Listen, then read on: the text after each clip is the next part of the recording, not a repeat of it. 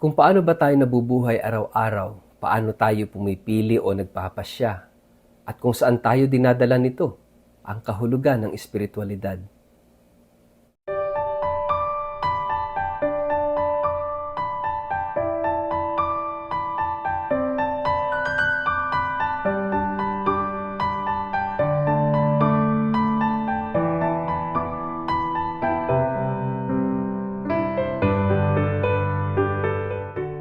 Ang mabuting balita ng Panginoon ayon kay San Mateo. Ang paghahari ng Diyos ay maitutulad sa isang taong maglalakbay, kaya tinawag niya ang kanyang mga tauhan at ipinagkatiwala sa kanila ang kanyang ari-arian. Binigyan niya ng salaping ginto ang bawat isa ayon sa kanilang kakayahan. Binigyan niya ang isa ng 5,000 salaping ginto, ang isa na may 2,000 salaping ginto, at ang isa pa ay 1,000 salaping ginto. Pagkatapos nito siya'y umalis. Kumilos agad ang tumanggap ng 5,000 salaping ginto at ipinangalakal iyon. Kumita siya ng 5,000 salaping ginto. Gayun din naman ang tumanggap ng 2,000 salaping ginto ay kumita pa ng 2,000 salaping ginto. Ngunit ang tumanggap ng 1,000 salaping ginto ay humukay sa lupa at itinago ang salaping ginto ng kanyang Panginoon. Pagkaraan ng mahabang panahon, bumalik ang Panginoon ng mga tauhang iyon at sila'y pinapag-ulat. Lumapit ang tumanggap ng 5,000 salaping ginto at sinabi, "Panginoon, ito po ang 5,000 salaping ginto na iniwan ninyo sa akin. Heto naman po ang 5,000 salaping ginto na tinubo nito." Sinabi sa kanya ng Panginoon, "Magaling, tapat at mabuting lingkod. Halika, samahan mo ako sa aking kagalakan. Naging tapat ka sa kaunting halaga, kaya't gagawin kitang tagapamahala ng malaking halaga." Lumapit din ang tumanggap ng 2,000 salaping ginto at ang sabi, "Panginoon, ito po ang iniwan ninyo sa aking 2,000 salaping ginto. Heto naman po ang 2,000 salaping ginto na tinubo nito." Sinabi ng kanyang Panginoon, "Magaling, tapat at mabuting lingkod. Naging tapat ka sa kaunting halaga, kaya't pamamahalain kita sa malaking halaga. Samahan mo ako sa aking kagalakan." Lumapit naman ang tumanggap ng 1,000 salaping ginto at sinabi, "Alam ko pong kayo'y mahigpit at pinipitas ninyo ang bunga ng hindi ninyo itinanim at inaani ninyo ang hindi ninyo inihasik. Natakot po ako, kaya't ibinaon ko sa lupa ang inyong salaping ginto. Heto na po ang inyong salapi." Sumagot ang kanyang Panginoon, "Masama at tamad na lingkod. Alam mo palang pinipitas ko ang bunga ng hindi ko itinanim at inaani ko ang hindi ko inihasik. Bakit hindi mo na lamang inilagay sa bangko ang aking salapi? Kahit paano'y may tinubo sana ito. Kunin ninyo sa kanya ang 1,000 salaping ginto at ibigay sa may 10,000 salaping ginto, sapagkat ang mayroon ay bibigyan pa at magkakaroon ng sagana. Ngunit ang wala, pati ang kakaunting nasa kanya ay kukunin pa. Itapon ninyo sa kadiliman sa labas ang walang silbing taong iyan. Dooy mananangis siya at magngangalit ang kanyang mga ngipin." Ang mabuting balita ng Panginoon.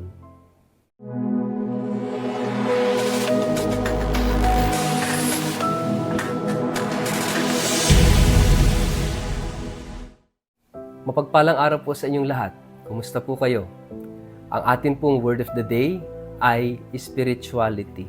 Bago po tayo magpalalim sa atin pong reflection, ngayong araw na ito, kayo po ay muli kong inaanyayahan na huwag kakalimutan na mag-like, follow at subscribe sa ating page na Word of the Day at Father Richard Lagos. Ganun din po, paki-share ang video ito sa inyong kapamilya, kamag-anak, kaibigan, mga kakilala sa social media para po sama-sama tayo sa pagiging media evangelizers at online missionaries na nagpapalaganap ng salita ng Diyos, lalo na sa mundo ng social media.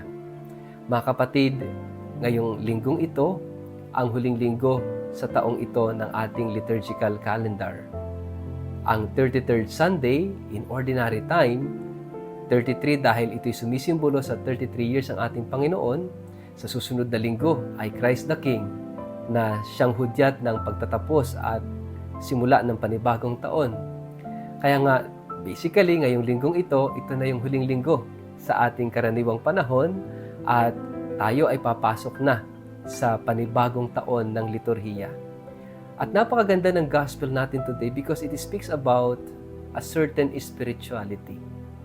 Spirituality na magandang titingnan natin kung meron tayo o wala.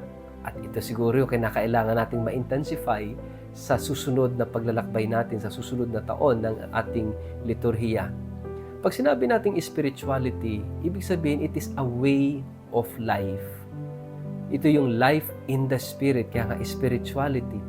Yung paano ba tayo nabubuhay araw-araw according to the Spirit of God. Paano ba tayo nabubuhay araw-araw according to the will of God? Ito yung way of life or spirituality. Kayo po, ano ba yung spirituality ninyo? Kapag ka pumapasok sa seminaryo o kaya isang kongregasyon, tinitingnan yung spirituality ng founder. Tayo bilang mga Kristiyano, ano ba yung spirituality na gusto ni Jesus na isabuhay natin? Mga kapatid, today, ito yung binibigyang diin at ito yung tinatawag na spirituality of stewardship.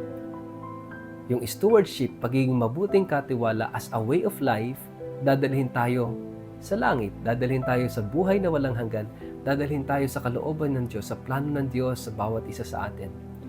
At ito yung bawat steps na kinakailangan nating tahakin for us to be good stewards. And let me give you 5 steps or 5 principles kung paano natin isasabuhay ito araw-araw. Dahil ito yung pagbabatayan natin kung paano natin titingnan, i-evaluate yung past year natin. Tayo ba'y naging mabuting katiwala nitong nakaraang taon o hindi? At ano yung dapat nating ayusin, i-intensify sa susunod na taon para tayo'y mas higit na maging mabuting katiwala sa susunod na taon. So, ito po yung mga prinsipyo. Una, tulad ng sinabi sa gospel, ang Diyos ay nagbibigay. At tayong lahat ay tumanggap.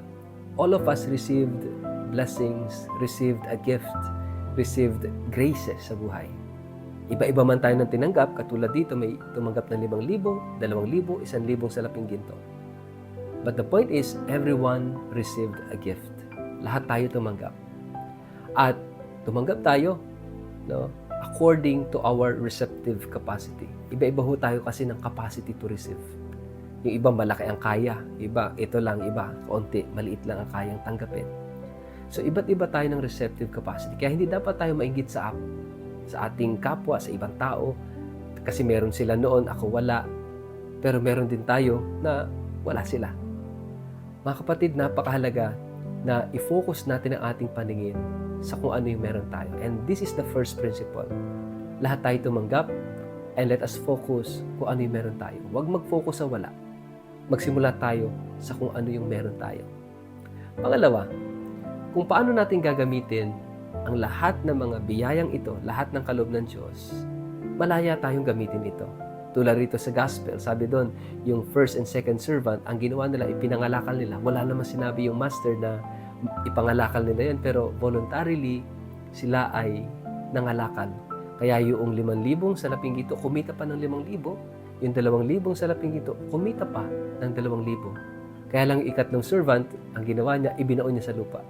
Yung 1,000 salaping ginto. So, malaya tayo. Malaya tayo kung saan natin gustong gamitin ang lahat ng mga kaloob, mga bigay sa atin ng Diyos. Pero may pangatlong prinsipyo po kasi, yung accountability. Lahat tayo, darating ang panahon, magbibigay sulit tayo sa Diyos. Saharap tayo sa Kanya to give an account kung ano at paano natin ginamit yung mga ipinagkatiwala niya sa atin. Material gifts man yan, spiritual gifts man yan, relationships man, or whatever na meron tayo na galing lahat sa Diyos. Magbibigay sulit tayo sa Diyos. At ang titingnan ng Diyos sa atin, ang tinitingnan niya is not how much na ibinigay natin sa Kanya. Hindi yung kailangan dito 5,000 rin ang dagdag, no? Or 2,000, 2,000, hindi. It's not about how much. Ito yung pang-apat na prinsipyo. It is more about faithfulness, fidelity, katapatan sa Diyos. Bakit ginawa ng first and second servant na ipinangalakal yung ipinagkatiwala sa kanila is because of their faithfulness to the master. Yung pangatlo kasi hindi tapat. Sabi niya, alam ko pong kayo malupit na Panginoon, no?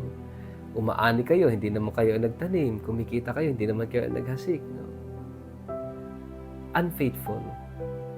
Kaya nga, at the end of the day, ang titingnan sa atin ng Diyos, gaano ba tayo naging tapat? At yung faithfulness natin, kinakailangan maipakita natin sa tama at wastong paggamit ng mga bagay na kaloob sa atin ng Diyos. Ng ating buhay, ng ating lakas, ng ating mga properties, ng ating talento, ng ating relasyon. Lahat-lahat sa atin, kinakailangan na gamitin natin ayon sa kalooban ng Diyos. Dahil ito ay pagpapakita ng ating katapatan sa Kanya. Panglimang prinsipyo at panghuli, yung bang gamitin natin ito para umunlad ang buhay natin. Let us use all God's gifts and blessings and graces to improve not only ourselves, but other people. Ibig sabihin, we share. Sabi nga, to use is to increase, but to neglect is to lose. Kapag ginamit natin, kapag ibinahagi natin, mapapaunlad. Kapag sinarili natin at hindi natin ginamit, mawawalang kusa. Kaya nga mga kapatid, tingnan natin, let us try to look at what we have. Paano at saan natin ginagamit lahat ng ito? Saan gamitin natin ayon sa kadakilaan ng Diyos? And this is holiness. Holiness ito, na ito yung spirituality ng stewardship at it will make us holy. Especially kapag ginagamit natin lahat ng meron tayo para sa kadakilaan ng Diyos, para sa ikauunlad, hindi lang ng sarili, kundi ng ating kapwa, sa paglilingkod, sa pagbabahagi, sa pag-share ng kung ano yung meron tayo. Tandaan natin itong 5 prinsipyong ito. Una, lahat tayo tumanggap ng biyayang galing sa Diyos. Pangalawa, malaya tayo na gamitin ang lahat ng ito. Pangatlo, darating ang panahon, magbibigay sulit tayo sa Diyos. Pang-apat, ang tinitingnan ng Diyos ay yung ating katapatan. At panglima, gamitin natin ang lahat ng meron tayo sa ikauunlad ng sarili at ng kapwa.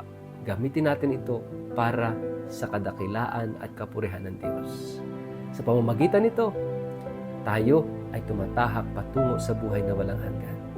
Nais ng Diyos na ang lahat-lahat sa atin ay ibalik natin sa Kanya ng may dagdag. Dagdag na papuri, dagdag na pagmamahal, dagdag dahil ginamit natin ito sa paglilingkod sa kapwa. Sana dito natin tingnan kung paano natin evaluate ang nakaraang taon at kung paano tayo haharap sa panibagong taon ng ating liturhiya, ng ating buhay. Sa ngalan ng Ama at ng Anak at ng Espiritu Santo. Amen. Ama naming Diyos na makapangyarihan, turuan at tulungan mo kami na maging mabubuting katiwala ng lahat ng mga kaloob mo sa amin. Amen. Pagpalaan po kayo at ingatan ng makapangyarihang Diyos, Ama at Anak at Espiritu Santo. Amen.